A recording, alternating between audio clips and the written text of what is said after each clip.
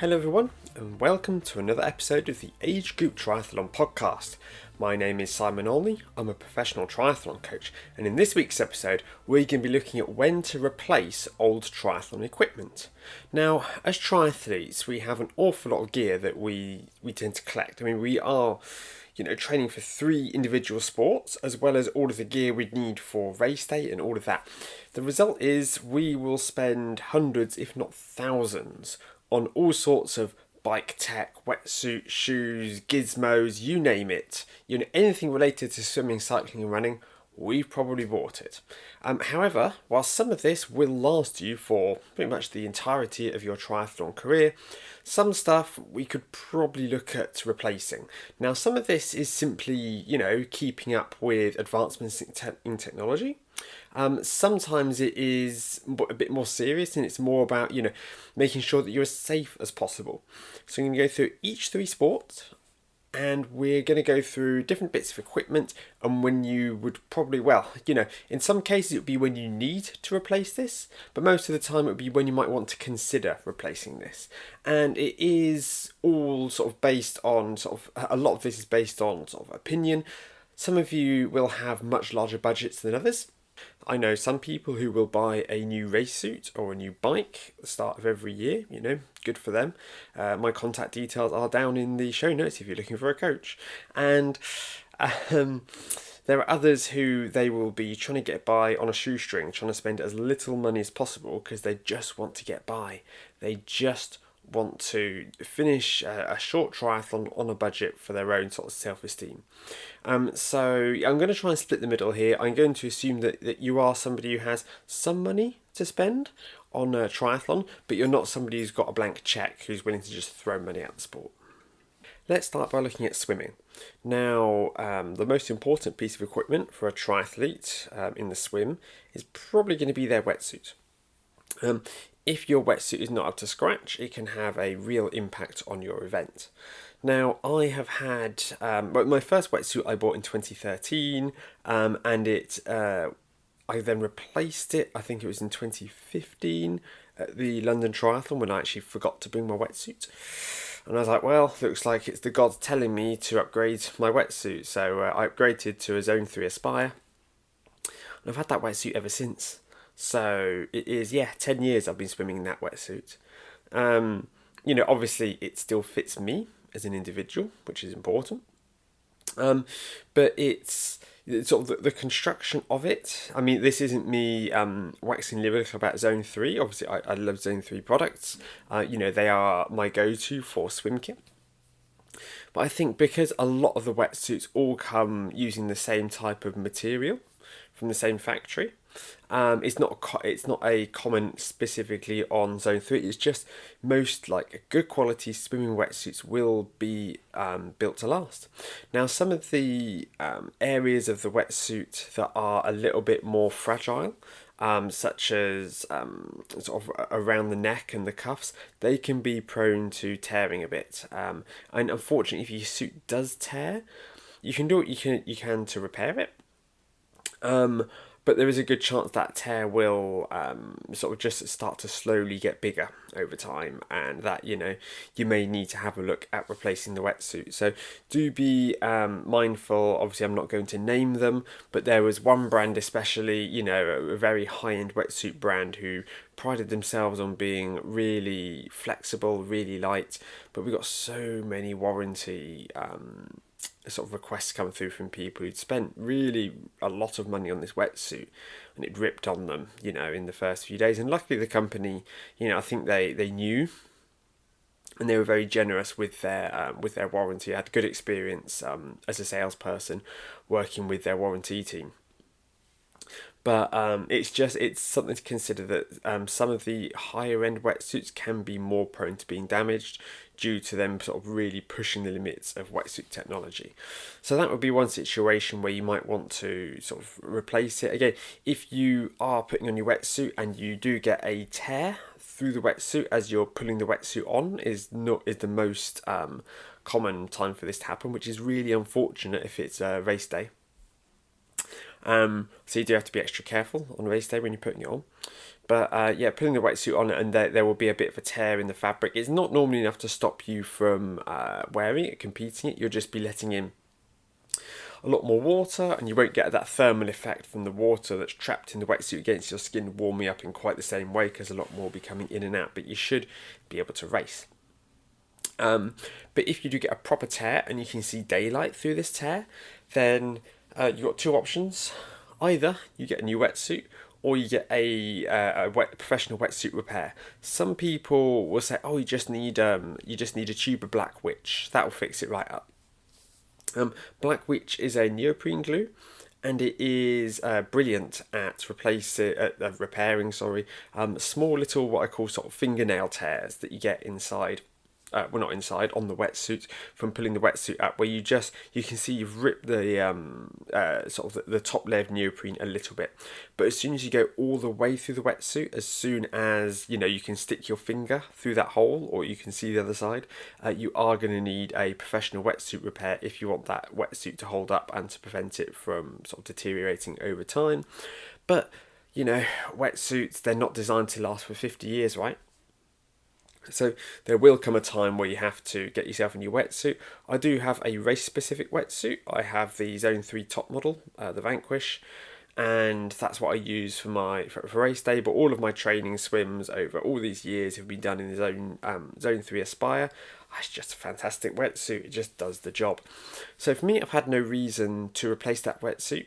So I haven't. Sure, there'll be all sorts of marketing out there that will tell me about, how good the new wetsuit is, even from Zone 3 themselves. The new Vanquish, we've updated this, we've improved this. But the actual benefits you get from upgrading a wetsuit are really quite slim for the most part. Most people who struggle with a wetsuit, it simply is not putting it on correctly, unfortunately. But that's a topic for another time. The next piece of equipment that you will want to consider replacing is your goggles. Now, fogged up goggles with snap straps, these are all, very common problems for people in the pool. They are not designed to be used forever, especially the cheaper ones. You'll probably, want to, if you swim a lot, you might want to be looking at getting a new pair every 3 to 6 months. The chlorine doesn't help, nor does them being, again, it depends on how you store them, the quality of the lenses in the coating, all of this makes a big difference. But for the most part, do want to be replacing them on a semi-regular basis. I mean, to be honest, the ones that I've got at the moment, I probably haven't replaced for a year, but I haven't been doing as much swimming as I used to in the past. So that's probably a symptom of that. But I would always recommend especially if it's an Ironman or an Ironman 70.3, if there's a really important race, get yourself a new pair of goggles to have on race day. Bring your old ones as a backup in case the strap snaps on on your race goggles on the race morning. It's always worth having a backup pair just in case. But I would really recommend for a big race, get yourself a brand spanking new pair that will allow you perfect visibility, because it will make a really big difference, and then you can use them in the pool until they break. When it comes to swim toys, so the likes of paddles, pool buoy, fins, all of these, they should last you for years and years and years. Foam pool buoys, obviously you may start to lose sort of chunks of them over time as you transport them around. The chlorine starts to wear them down a little bit, but really I wouldn't worry about that myself personally. But again, if you want to get a new pool buoy every few years, so you feel a bit more snazzy at the pool, sure, why not? They're pretty inexpensive. But for the most part, any of these swimming aids, they should last you for the duration, really. The same goes for toe floats that you might use in the open water as well. Now, nose plugs and earplugs are items that I don't have any experience with personally. I've been lucky in that I've never experienced any issues with getting water in my ear or real sort of serious sinus problems from swimming. So these aren't anything that I've really experimented with, but I can imagine that level of exposure into chlorine in the pool, especially if they're silicon, I can imagine it would start to compromise the protection they offer after hundreds of hours of sort of chugging up and down the pool, really.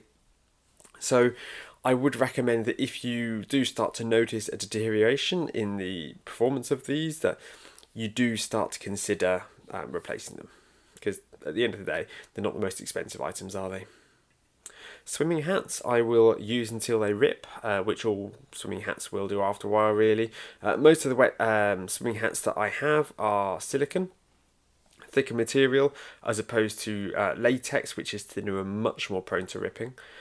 So if you get given a latex swim cap on race day, just be a bit mindful when putting it on that you don't rip it. I mean, it's not like you'll really get a penalty for. Well, you could actually end up getting a penalty for it if you start the race without a swim cap. But I'd like to think that the referees would be lenient in this situation if you try putting on it just didn't fit your head. Another thought on swim caps, actually, I will replace them if they get a little bit covered in mildew or mould or anything else like that from the fact they've just been left damp for a prolonged period of time. Let's face it, we all stick our damp kit in our swim bag at the end of a swim and we get home and, hopefully we will remember to go to dry it out. But the fact is that you are going to have a bunch of wet gear on top of each other for a short period, at least in your swim bag, and that is going to have a unfortunate knock-on effect to the sort of the appeal of putting in on a swim cap with all of this lovely colony of mildew inside it. So yeah, something to be mindful of. It's probably not very good for your hygiene, although it could be good for your immune system, I guess. And then there is the swimming costume itself. Now, as your suit will start to wear in the chlorine, it will start to become see-through. There is no way of getting around that. And it really is a good idea, if you can, to get a family member or your other half, if you have one, to have a look at you in your swimsuit, every few months, just give the once over and make sure the people can't see anything you don't want them to.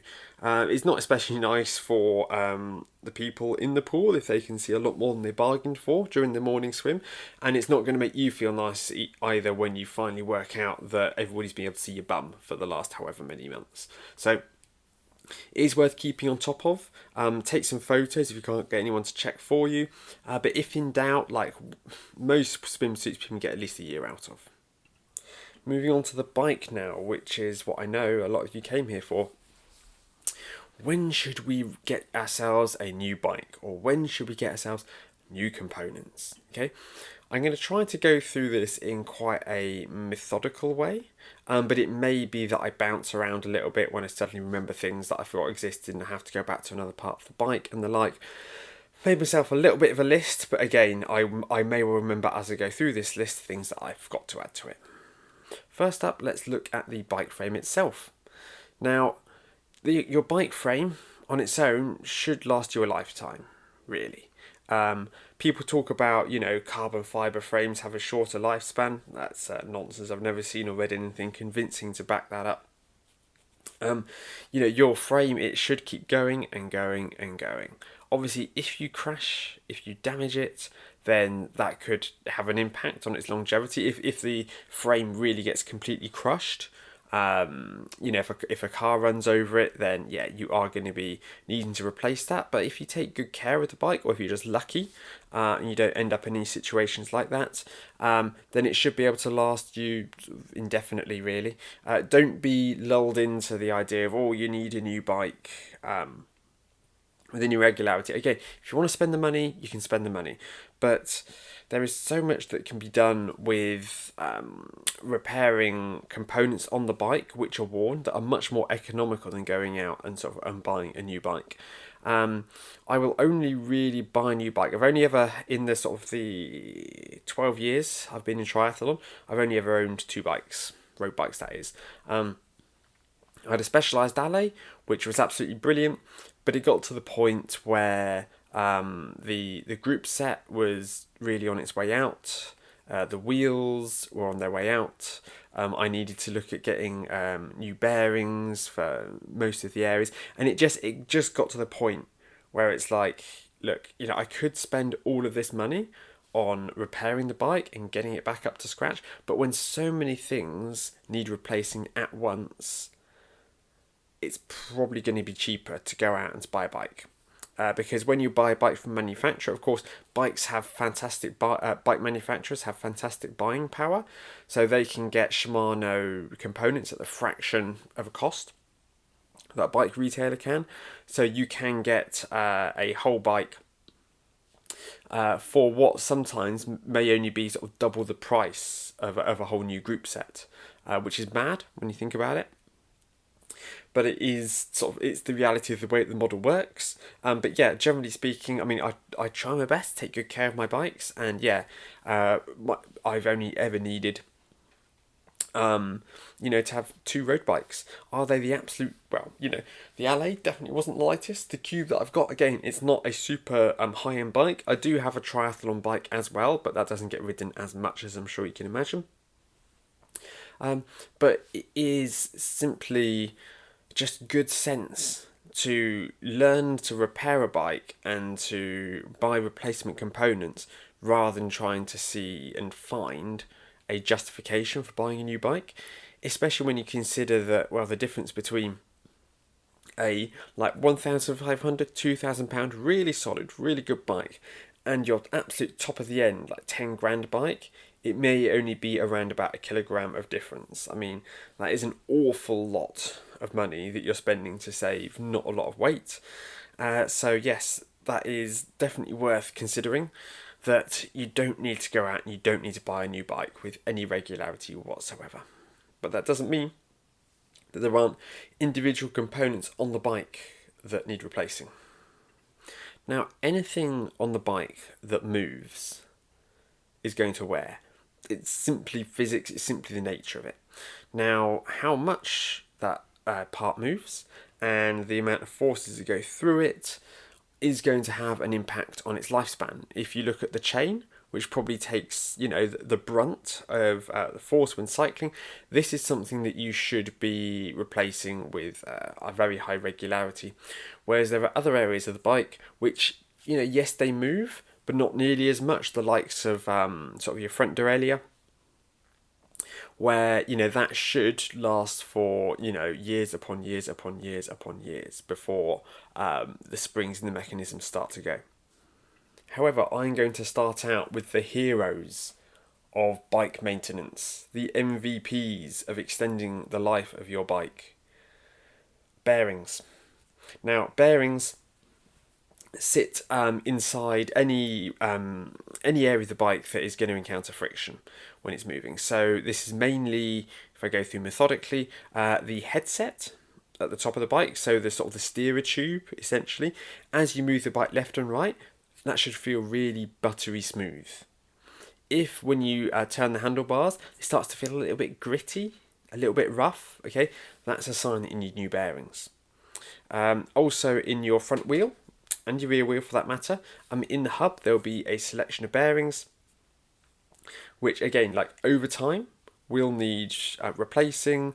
There are ways that you can test how worn your bearings are, which is often by having the bike in a bike stand and holding it sort of nice and tight, and then trying to wobble the wheel from side to side while it's locked in the frame.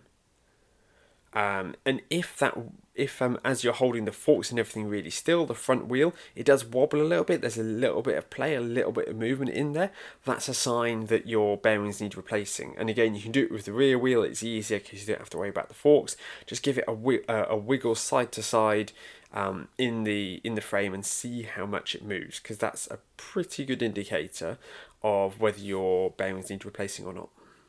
We also have bearings in our bottom bracket. And now your bottom bracket is a part of the bike that you can't see, but it essentially runs through the sort of the axle of the bike, where the drivetrain runs through. So your pedal arms, crank arms, really, I should call them.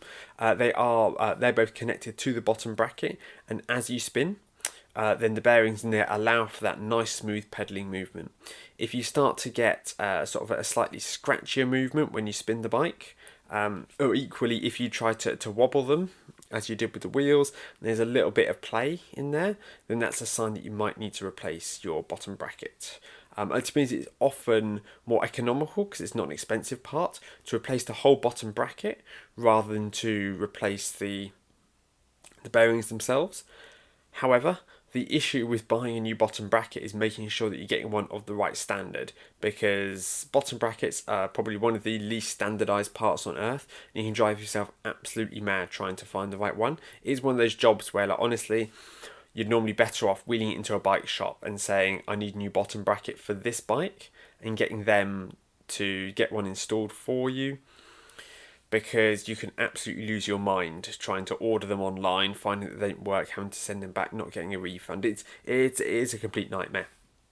So bottom bracket replacements and repairs, yeah, generally one for the bike shop 9 times out of 10, I say, unless you know exactly what it is that you're getting. The final place that you have bearings is within the pedals themselves. So if the pedals, when they're sat there on the bike, if you then spin them round, they should spin quite freely for a time and feel very loose. If they don't really spin nearly as much, if they feel a bit gritty in the hand when you turn them, then it could be time for new bearings. I've never personally needed to replace the bearings in my pedals. I think they're designed to last an awfully long time in most cases. But again, it's something to be aware of, because if the seal of the bearings is compromised for any reason, and whenever you ride in any conditions really, whether it is dusty, whether it's wet, whether there's grit and grease, that will start to get inside sort of the bearings housing, and that will start to wear away at the bearings and the grease in there. So again, it's something to be really quite mindful of. If you take your bike in for a service by a bike shop, then they will check your bearings as part of that, especially if you go in for a gold service, where you will get, really very well looked after, and they will probably replace all of your bearings in a gold service just out of courtesy. Really, it comes within the price of it to make sure that you don't have any issues in the coming year. Next up, two of the most consumable items on a bike are the brake cables and the gear cables. Now, you will know that you'll need to replace these when you can see visible signs of fraying, or whether the braking or the shifting performance really starts to fall off the cliff a little bit. Now, if there is a really sudden change in your shifting quality or your braking quality, then there is a chance there could be something else at play here. It could be an issue with the caliper or the derailleur, but if it's sort of a slow descent and you start to realise that, hang on a minute, like the shifts just aren't as crisp as they were before, or my brakes are just feeling that bit more spongy, okay? Have a look at the brake pads. So you're going to go into those in a little bit, but have a look at everything, see if it's working as it should be. And if it seems to be, and it's been a while since you've changed your gear cables or your brake cables, then it might be worth doing so. That might solve the problem. And it can really save an enormous amount of frustration, especially with your shifting, if you use a really good sort of fresh pair of gear cables to make sure that everything works exactly as it should. Because what can happen is that your cables can fray inside the bike, and if you don't keep on top of replacing your gear cables at least annually, there is a chance that one day, maybe even on race day if you're unlucky, you'll go to make a shift and the entire cable will snap because it's been frayed and slowly falling apart for months on end due to lack of maintenance, and that leaves you stuck in your smallest ring at the back or your smallest ring at the front, which, let's be honest, is not what we want. Next up, we've got the brake pads, which we really need to keep on top of. Now, if you have rim brakes, then you need to not only keep an eye on the brake pads themselves, but also on your rims. Because your wheel is part of the braking surface, then as you brake, you are wearing away your wheel. And if you start to see grooves appearing within the rim when it's no longer flat, when it starts sort of dishing almost a little bit, then that is a sign that you will need to replace your wheels. If they're expensive wheels, you could consider replacing the rim bit. In a lot of cases, it's just cheaper to get a whole new wheel. Um, as for the brake pads themselves or rim brakes, it will be quite visible when they're starting to wear, because you will notice that there will be some channels within the brake pads that will be really deep, and as you ride they will get thinner and thinner. And as you wear away more of the brake pad, you will have to squeeze the brake harder to be able to get the the brakes to bite. So as you do wear through the brake pad, even if it's at the point where you don't need to replace the brake pads yet, you might need to tighten the brake cable up in the caliper, so you don't have to pull it as far to get the brakes to bite, because you don't want to get to the point where it really does take quite a lot of time and effort to get the brakes to bite fully, because if you do have to make an emergency stop, that could be the difference between stopping in time and not. And then we have disc brakes. Now, disc brake pads do tend to last a little longer than those on rim brakes, and you don't have to replace the wheel when they wear, which is one of the biggest bonuses of them. You of course will need to go in and to adjust them a little bit as they wear. Now this is a little bit more complicated than on a rim brake bike, and I'm not going to try to explain it here, if only because, well, I've only had a disc brake bike for about a year, so I can't pretend to be particularly an expert on working on it. If you are if you're looking to replace your brakes, if you find that they're just not performing as well as they did previously, then it is a good idea to take them into a shop or look on YouTube, find a video to help you. Actually, a quick note while I remember, if you're using hydraulic disc brakes, there are no brake cables in there that need to be maintained or removed. However, you can get air stuck inside the hydraulic system, which will affect the performance of the brakes, and you will need to bleed your brakes occasionally. And whilst it's not a replaceable part as such, I suppose, well, I guess you could say new hydraulic fluid is a replaceable part, but you do need to keep on top of that. That is the payoff for the improved braking performance of the hydraulics, is that it's more of a faff to bleed brakes than it is to change a brake cable. So again, something to consider if you're sat on the fence between the two.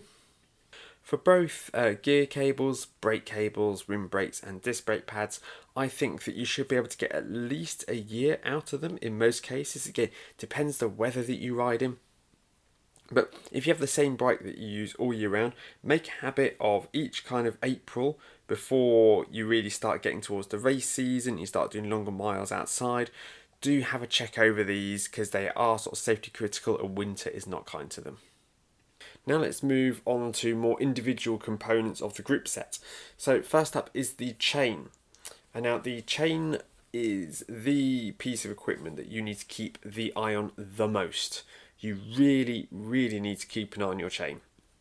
I cannot stress how important this is, because if your chain starts to wear past a certain point, then it will start to wear your cassette, which is the gears on your rear wheel, that big sprocket at the back, and it will start to wear your chain rings, which is what your pedals are attached to at the front. Now, a new chain, about sort of £20-25, depending on the manufacturer and other things. Whereas if you wanted to get a new cassette, then you're going to be looking at closer to sort of about £50, maybe even more. Some, Dura Ace cassettes, you can be looking at sort of well into three figures for those. Whereas your chain sets at the front, you are definitely going to be looking at three figures if you want to replace that. So it's really important that you replace your chain at regular intervals to avoid this becoming a problem.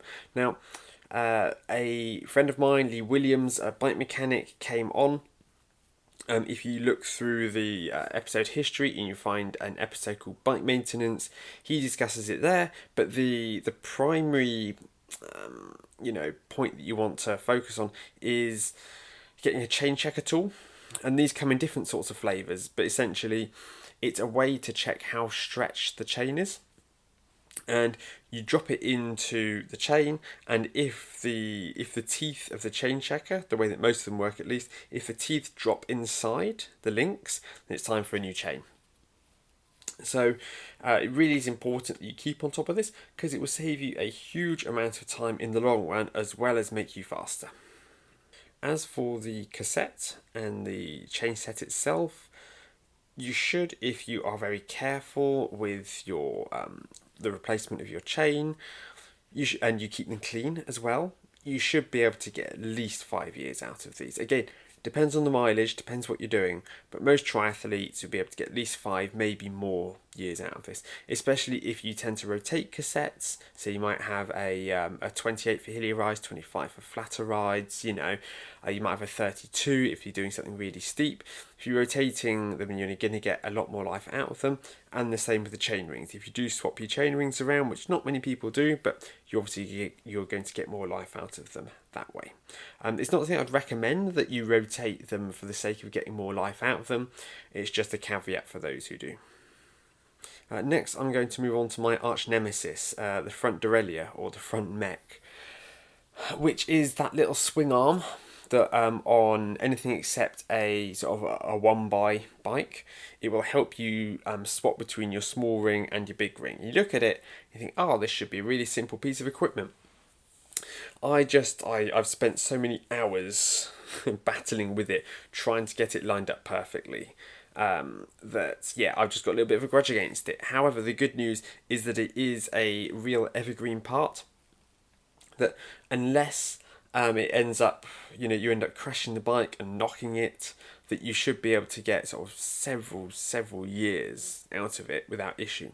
If we move on to the rear derailleur, now this one is prone to problems, not so much with the installation of it, more the fact that if you crash on the drive side of your bike, that you can bend, damage, knock, the rear derailleur a lot easier than the front, which means that you can really do it some damage, even if you transport your bike in the wrong way.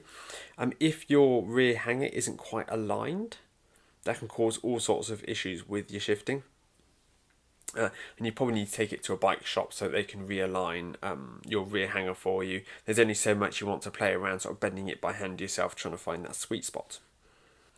There is also a part that that connects the derailleur to the bike, the frame, which is called the derailleur hanger. And the idea is that this is a consumable part that will snap to save damage to the frame. So you can expect to get through a few of those if you do crash your bike with any regularity. That's not an issue. As for sort of the springs and the jockey wheels and all of the parts of the rear derailleur, again, the jockey wheels you're going to want to clean. You might want to go in there, and actually that is some bearings that I missed. There are bearings in the jockey wheels.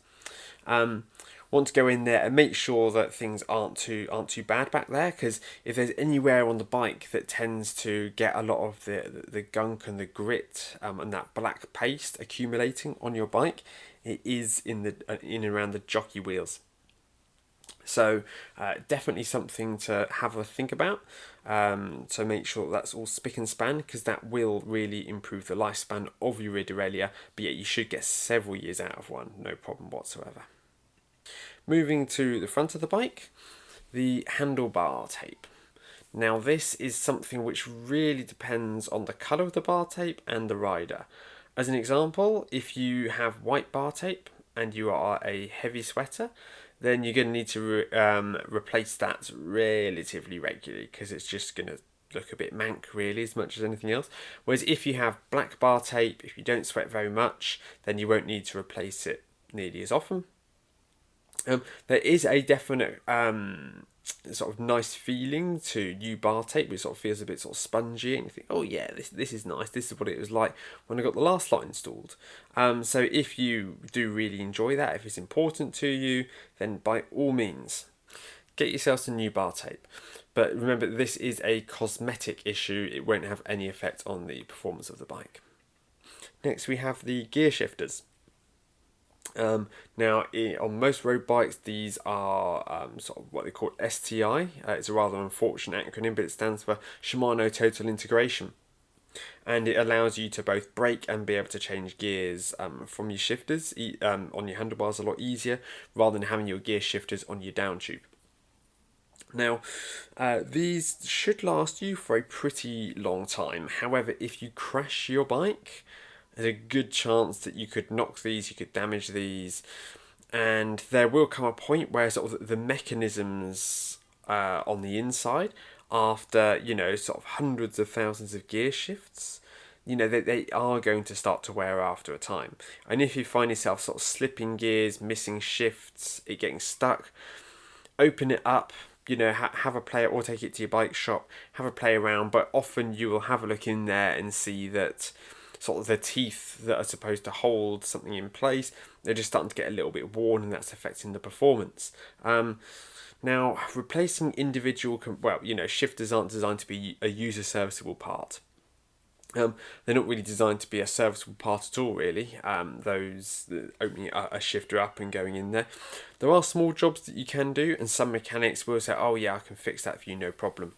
But a lot of the time, it is a case of because there's so much going on in there, because it's such a complex part, that it may be a case of getting new shifters, and unfortunately, these are very expensive.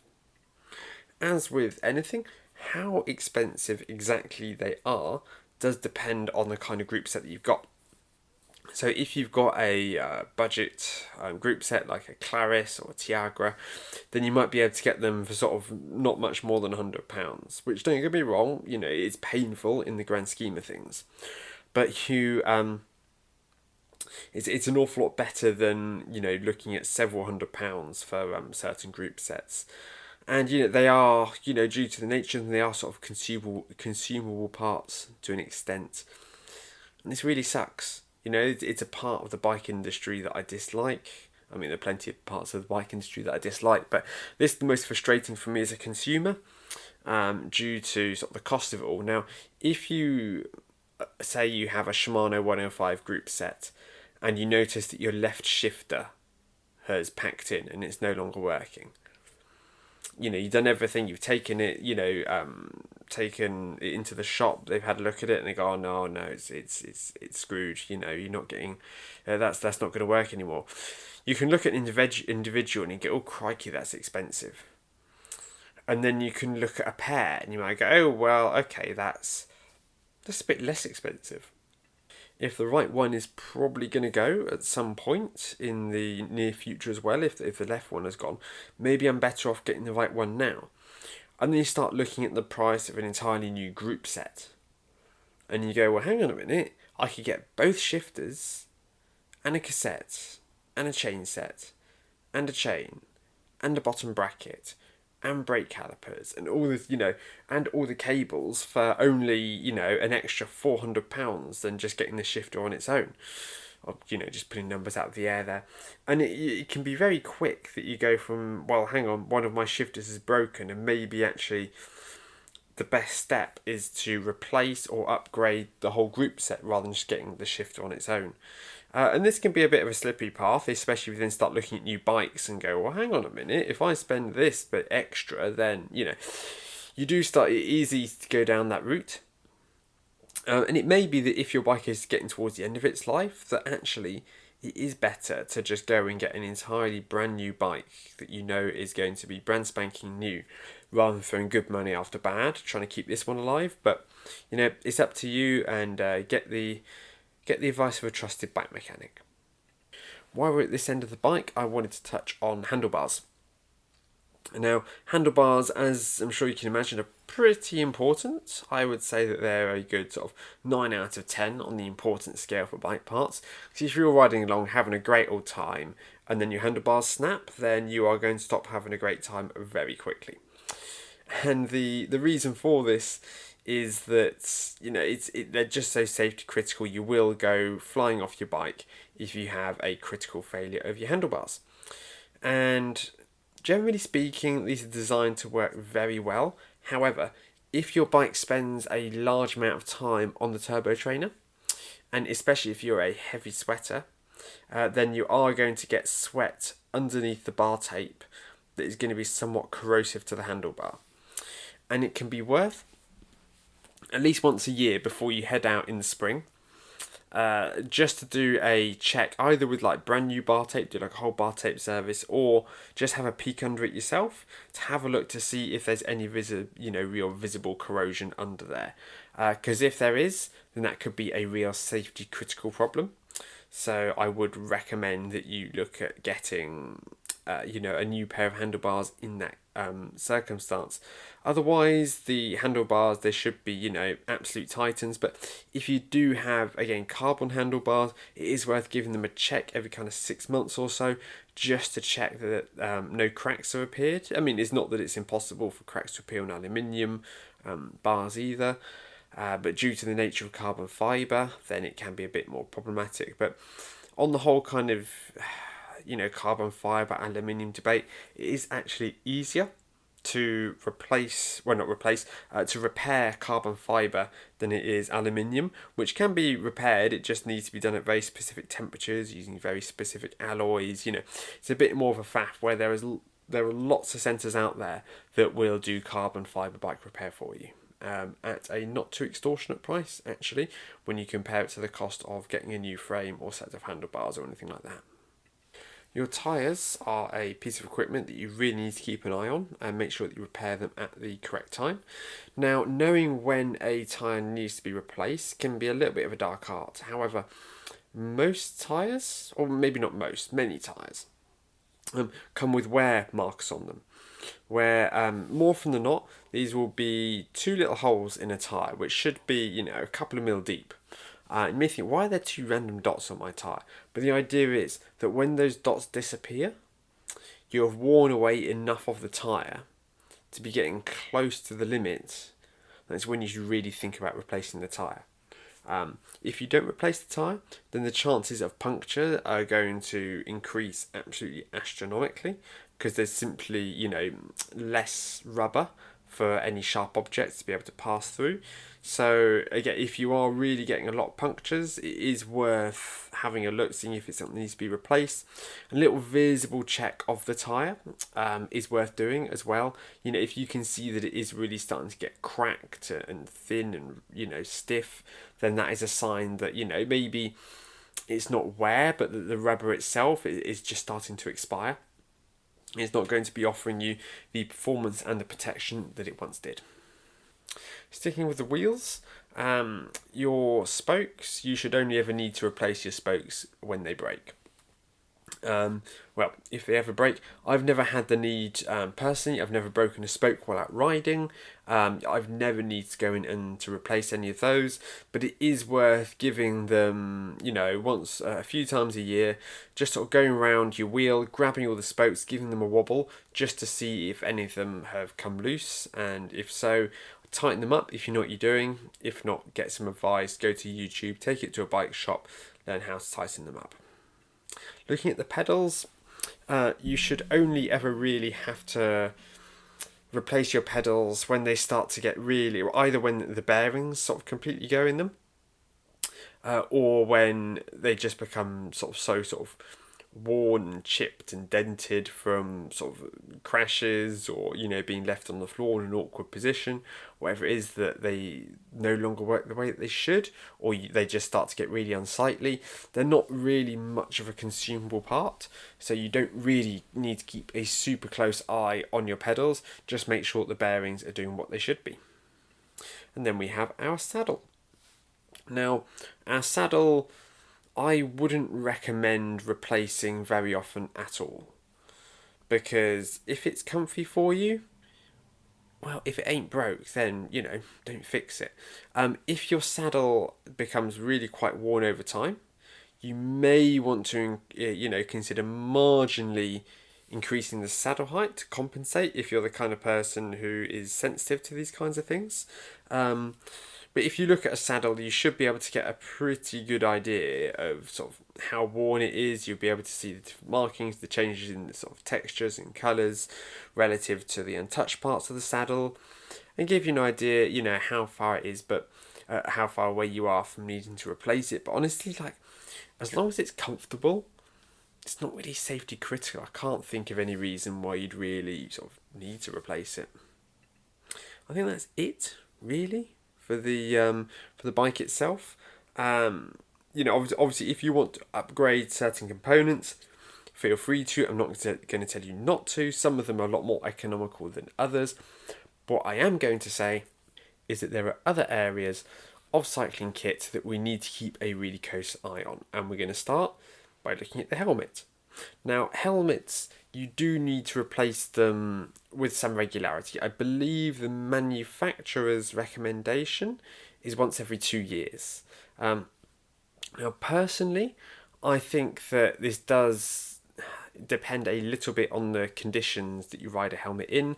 If you are going to be out on the bike 4 or 5 times a week in all weathers, in all conditions, exposing the helmet to, really beating sunlight, rain, all of this, then yeah, once every couple of years might be right. However, if you have an expensive race helmet that you never really wear outside of races, and you only wear maybe twice, 3 times a year, can you really justify dropping £200 every couple of years to get a brand spanking new one? Probably not, and I don't think that, as long as the helmet is properly stored, I don't think you really need to worry about that too much. What I would say is, if you do really drop the helmet from very high onto a very hard surface, such as concrete or tarmac, that you may want to consider replacing it. And certainly, if you do crash your bike and the helmet does take a knock, if it does absorb some force, absolutely get yourself a new helmet in that circumstance. Looking at our bib shorts, I think we touched on this last week with Simon Ward. If your bib shorts are starting to get see-through, it's not really very nice for anybody riding behind you to see all that. So do keep an eye on your bib shorts, making sure that as they start to wear, that they don't then become see-through. And again, it's worth getting someone who you trust to be able to stand behind you when you're leant over on a bike to give an honest opinion of how much it is they can see. Bike shoes are one of those items that people maybe want to replace more than they need to. For some people, what they wear on their feet is incredibly important from a kind of a fashion statement point of view. It is not to me, honestly. I must have had my current shoes for about 5-6 years now. Specialized Torch 2, they're brilliant, no complaints. I don't think that you really need to replace them, certainly not for any kind of safety critical element. However, if they do start to get really worn, if they do start to get really damaged, if you are using triathlon specific bike shoes, and when you dismount, those pedals are going to spin around and those shoes are going to sort of get scuffed as you run along through transition. That's just sort of part of it, really. So I would say, you may want to get, if it really offends you how scuffed up your shoes get as you run into transition, you might want to repair them once, replace them once every few years or so. But they're not cheap cycling shoes, so it's not something that I recommend that you have, on a bit of a rotation. Cycling cleats, however, they do need to be replaced with some regularity, and how often they need to be replaced depends on how much you ride, how much walking it is that you do when you're out on your bike. If you are just putting your shoes on at the last minute, walking over to your bike and never really putting a foot down during a ride, that's very different to somebody who might stop off a cafe stop or might do some sort of longer walking in the cycling shoes. They're going to chew through those cycling cleats an awful lot better. In fact, actually, something I didn't mention when it comes to replacing cycle shoes is the sole of them. If you do start to wear it in a really uneven way because they're not designed for walking, if the sole and the sort of the rubber, as it were, on the bottom of them, some of them have got sort of little rubber bits to protect the sole a little bit. If these start wearing away a huge amount and they start to sort of affect your gait, as you sort of walk around, it becomes very ungainly, then that is a reason for looking to replace them. As for cleats, you just have to visually look at them and see how they feel. But if you find it really hard to clip in, really hard to clip out, if your feet are sort of moving around a lot more, there's a lot more float in the cleats than there used to be, these are all signs that you probably need to get yourself some new cleats. Now just remember, when you do put new cleats on a bike, that they are going to be a lot harder to clip in and out of than the worn cleats you've been using thus far. Let's now take a moment to look at our cycle computer. Now, whether triathletes really need to use a cycle computer, well, it depends on a few factors. It depends on how visible you want your power data to be. So if you have a power meter and you're racing to power, then it can be really helpful to have that cycle computer to see your targets. If you're just starting out, then you don't necessarily need a cycle computer. They're useful for navigation and for being able to see your data, but if you're at the point where you're just having fun, then you can either just look at your watch, or you can actually tie your watch, sort of wrap your watch around the handlebars. There are adapters out there, and you can use that as a data screen instead. Getting a cycle computer was one of the last triathlon purchases I made, because there were things that were just, well, a lot more important really. Most cycle computer manufacturers will bring out a new model just about, every year or two. And a lot of people think, oh, the new one's out, I need to get it. But the chances are that there are better places for you as a triathlete to spend your money than on, another slightly better version of a cycle computer. Sometimes there are real big jumps between generations, such as when Wahoo introduced the Roam, they had the smart features to help with the route creation and GPS. That was okay, right? Maybe that might be worth spending a bit of money upgrading for. But I think Garmin, they tend to do a lot of updates which are really quite incremental, and it's one of those things that people like to spend money on because they like technology and they like bikes, and it's really exciting to get the new Garmin, but it doesn't really do anything for your performance. The only time that I really consider upgrading my cycle computers is when the battery really goes on them and they can't handle, they don't hold charge for more than a 4-hour ride. At that point, then I am having to ask myself, look, is it really worth it? Something else to consider is, it's the same for Garmin watches. Most triathletes will have a Garmin watch. I just tend to run mine into the ground, really. I will wear it 24/7, and it will get to the point where it can't hold a charge for much more than, a few days. At which point I go, right, okay, I think this one's on the fritz, and I better get rid of it. So that would be my recommendation, is not to throw money at these things, because a lot of the times you're paying for features that you're not even going to know exists on the new watch, but you feel, especially if there's somebody who sort of likes their watches, they may feel they've got to have the new one, they've got to be up to date. But here's a little fun fact for you actually. I saw somebody online who they left their kind of cycling club, as it were, and they joined a racing club. So much less kind of cafe stops and, rides that start at 10 a.m. Much more, leaving at 6:30 on a weekend, getting back home for sort of 8, higher intensity, riding fast. And he said, relative to the cycling club that they left, nobody had what they considered to be nice bikes or top-end kit. They're all just making do with what they have, because they know that chances are it's going to do 99% of the job as the really expensive and, dare I say, overpriced stuff out there. Now, I think that's it for the bike really. A lot of the other stuff is really very self-explanatory. If your water bottle splits, you need a new water bottle. If your cycling clothes start fraying or start really fading, you could probably do with upgrading those.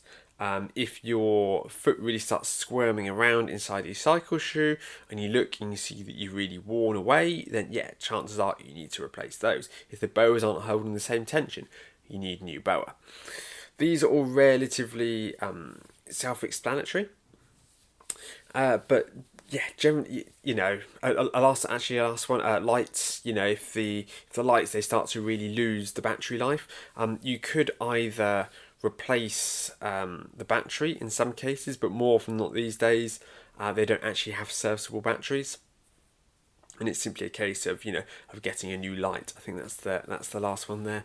A lot of the time it's really obvious when it is that you need to get a replacement, but if there's one thing I want you to take away from this, it's keep an eye on your chain. Make sure your chain is in really good nick. Finally, this brings us on to running.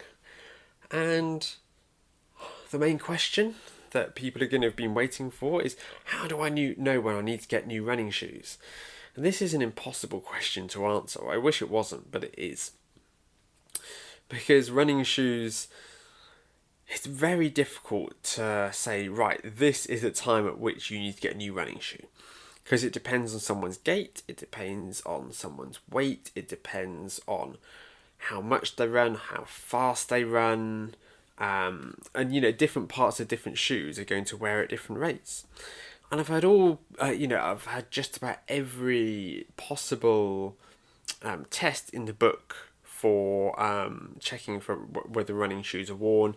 I suppose sort of trying to bend the shoe over them, give them a squeeze, try to roll them. All of these tests that people come up with to give them an idea of when it's time to replace their running shoes.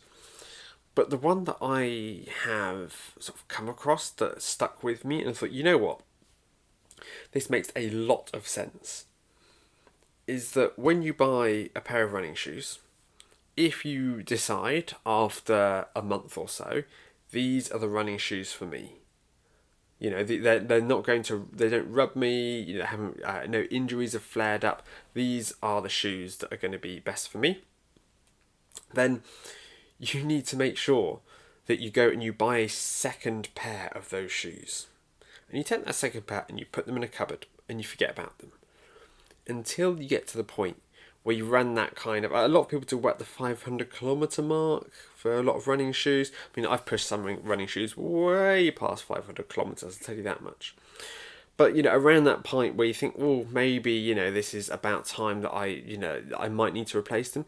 Take the brand new, untouched pair of shoes out of their box, out of the cupboard, put them on and go for a run up and down your road in them and see how they feel. If they feel much the same as the other shoe, keep wearing the old shoe. Okay, let's get our money's worth. I try to reduce, that sense of consumerism of people needing to, spend loads of money on things they don't really need. I don't want that. But if we want to avoid injury, if we want to, really look after ourselves and have optimum performance, then we do need to replace our running shoes when they really start to go. So I would definitely encourage you, if it feels like a real night and day moment when you put that untouched pair of shoes on, you probably do need to move on to those new shoes and get rid of the old ones, and then go out and buy yourself another pair if you can, and that cycle repeats itself. Generally speaking with shoes, my main sort of take home message is, if it isn't broke, don't fix it. Don't try to go for something lighter, something grippier, something fancier, something that, is due to be very different, because that is a recipe for injury and disaster, for what may be an absolute marginal gain. One point I will touch on here is carbon shoes. Now, the carbon plate in these super shoes is going to provide a huge amount of benefit. A massive amount of benefit to your running. Now, 4% may not sound like much, but it is a lot. And you do need to be mindful of the lifespan of these. Now, have a look at people, if you Google the shoe that you either own or you think of getting, have a look, and a lot of people sort of estimate, how many kilometres it takes for before that plate starts to go. I think around about that kind of sort of somewhere between 200 and 400 kilometres is normally the lifespan of that carbon plate. Depends on a few things, but you will really want to do everything you can to make sure that you're trying to sort of extend them as reasonably as you can. Now, you can't simply save these for race day because your feet need to get used to running them. You need to get used to how they feel. Because they all have quite a high stack height. We need to make sure that you understand that they don't corner as well and they might not accelerate as fast.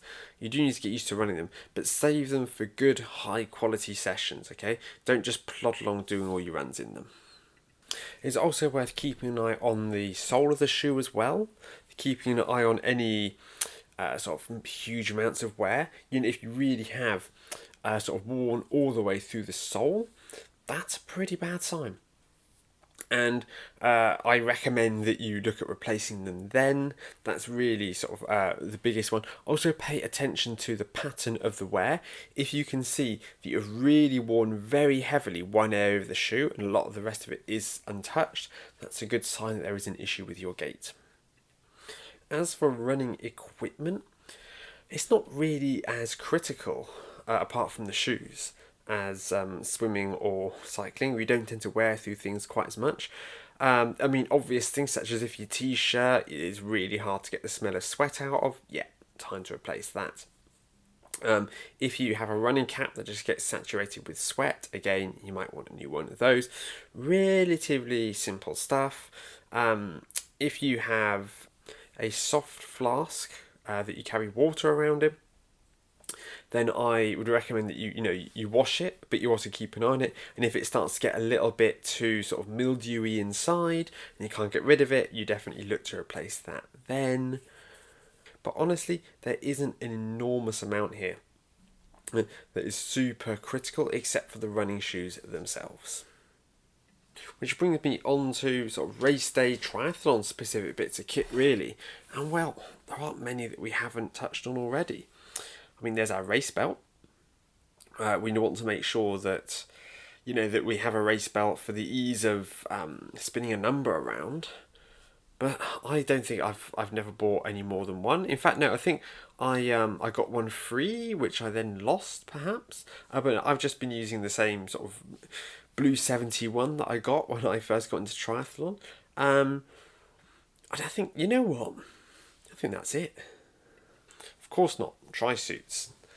So, if you are sort of racing in a triathlon suit, which most people will be, you are going to want to replace this with some regularity. It depends on how often you use it. I don't recommend that you do much training at all in it. Maybe a few race simulation rides.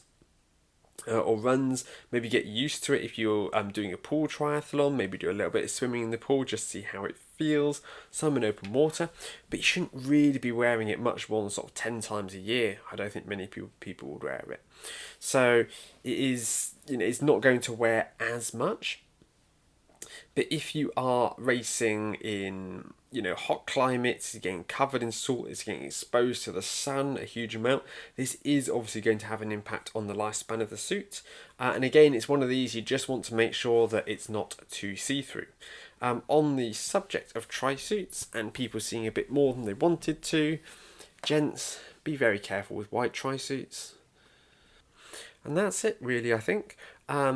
Anything regarding sort of strength training, you should be able to use it indefinitely, really. Can't think of any strength training kit that is a consumable. Obviously, nutrition, nothing's going to last forever. I mean, I'm not going to touch on cooking and kitchen equipment. That's a complete black hole that you won't thank me for diving down. I think realistically, these are the major movers and parts that you might find yourself asking whether you need to replace or whether you're just looking for an excuse to upgrade. I think it's given you a good idea.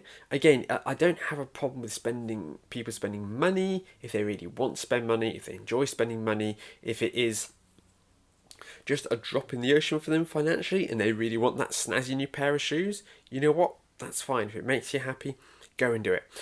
But for those who are trying to get through and do triathlon as cheaply as possible, okay, I want to make sure that you know when it is that you need to repair replace certain items to help reduce the risk of injury or racking up a bigger bill later, further down the road. But just trying to keep things sensible and not replacing them unnecessarily. Now, before you go, I've got an offer for you. I'm going to offer you 30% off my new Ironman Race Day Nutrition course, which should be launching by the end of the week. If you have ever suffered with nausea, vomiting, diarrhea, just plain bonking, running out of energy, feeling full, indigestion, heartburn, if you don't know where to get the calories from, if you're not sure how to how to fit the calories on the bike, if you don't know how to settle your stomach, if you ever suffered with any issues on an Ironman race course, this is for you. Equally, if you've never raced an Ironman, then this is an absolute necessity for you to make sure that you can actually perform, that all of your training will be of use to you. Because if you get off that bike and your stomach is doing absolute backflips and you have to keep on running to a hedge to throw up, all of that run training that you're doing will be for nothing. I would much rather almost have somebody who is borderline untrained, who has a really solid nutrition plan, than somebody who trains for 20 hours a week, gets super fit, but just plans to wing the nutrition the whole day. I think the athlete who is untrained with a good nutrition plan will probably do better. It is that important. So, if you're interested, there is a link down in the show notes where you can pre-register for this course for 30% off. So do take advantage of that offer. There will be additional courses coming along for Ironman 70.3 and for shorter triathlons as well. But I'm starting off with the Ironman because that is the one that, well, most people are interested in. Thank you once again for your company, and I'll see you all very soon.